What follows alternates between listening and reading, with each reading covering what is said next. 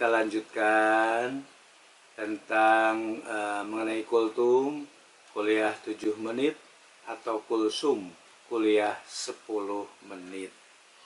Kemarin baru saya sampaikan target dari ibadah saum 1, la'allakum tattaqun, supaya kamu menjadi orang yang bertakwa. Yang kedua di sini ialah wa antasumu khairul lakum in kuntum ta'lamun.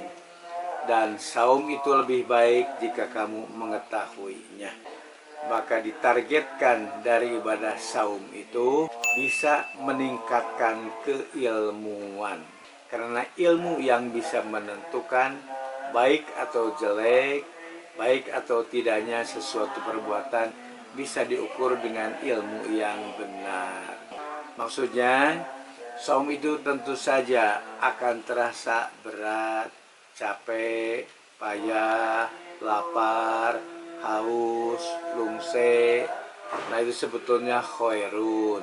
In kuntum tam, itu baik sebetulnya jika kamu mengetahuinya. Para dokter pun telah setuju bahwa dari saum itu banyak manfaat yang lebih baik bagi kesehatan kita dan bagi kita. Itu dari saum. Ada beberapa ayat dalam Al-Quran yang sama di ujungnya, ya diakhiri dengan dalikum khairul lakum in kuntum ta'lamun. Seperti Allah menawarkan, a'udzubillahi minasyaitonirrajim, hal adullukum ala tijaratin tunjikum min azabin alim. Tidakkah kami mesti menunjukkan kepada kalian atas satu perdagangan yang dapat menyelamatkan kamu dari siksa yang pedih. 1. Tu'minuna billah, beriman kepada Allah dan Rasulnya. 2. Watujahiduna fi sabilillah, di jihad di jalan Allah, biamwalikum wa anfusikum. Iman terhadap Allah dan Rasul, jihad berjuang di jalan Allah dengan mengorbankan harta dan jiwa, itu bukan sia-sia. Itu dzalikum khairul lakum in kuntum ta'lamun, itu adalah baik bagi kamu jika kamu mengetahuinya. Maka untuk segala syariat agama, baik sholat, saum, zakat, infak, haji, semua juga khairun in kuntum ta'lamun. Umpamanya zakat harus mengeluarkan harta, itu khairun, itu baik sebetulnya kalau kamu mengerti.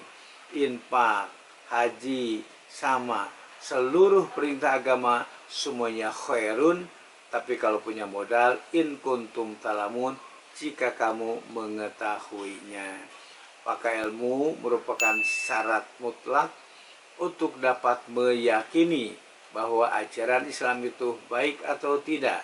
Insya Allah kalau telah memiliki ilmu, akan dirasakan bahwa itu semuanya adalah baik kalau kita mengetahuinya. Contoh umpamanya, ada yang bodoh, si kabayan katanya putra punya burung perkutut, ditawar 3 juta. Wah, dia senang, burung perkutut sebesar ini tawar 3 juta. Dia berpikir, ini mentahnya, apalagi kalau masaknya digoreng dulu, tentu akan lebih mahal lagi. Akhirnya disembelih, digoreng, dijual, tidak laku. Itu karena tidak tahu. Tapi juga masalah-masalah yang lainnya. Seluruh syariat Islam semuanya akan baik kalau kita mengetahuinya. Ada orang yang berteduh di bawah pohon beringin. Kemudian ia mencoba berpikir.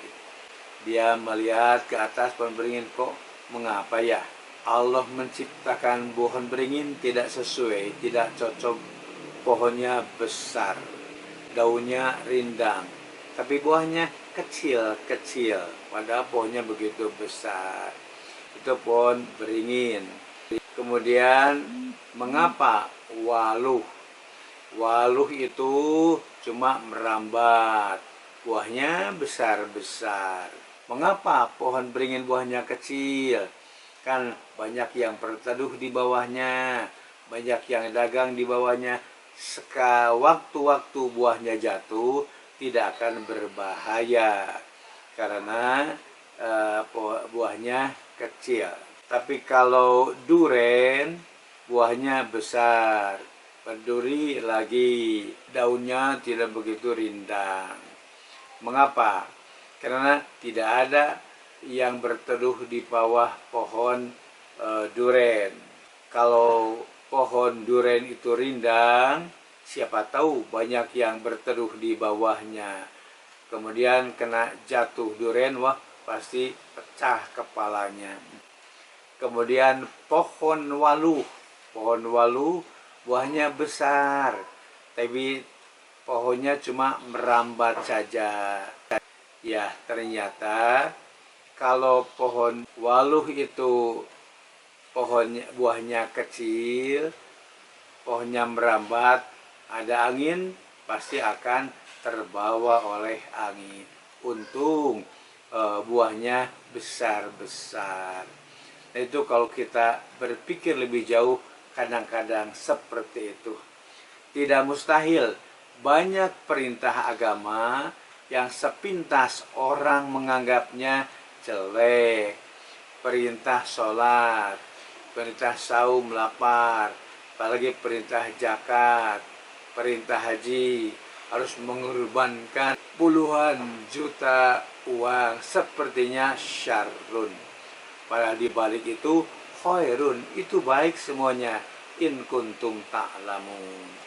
Maka untuk itu target dari ibadah saum Ramadan, tingkatkanlah keilmuan, kaji Al-Quran kata per kata, kemudian ayat per ayat, per surat, kaji perdalamannya. Insya Allah Al-Quran akan membawakan rahmat bagi kita, berikan ilmu bagi kita, berikan keyakinan bagi kita.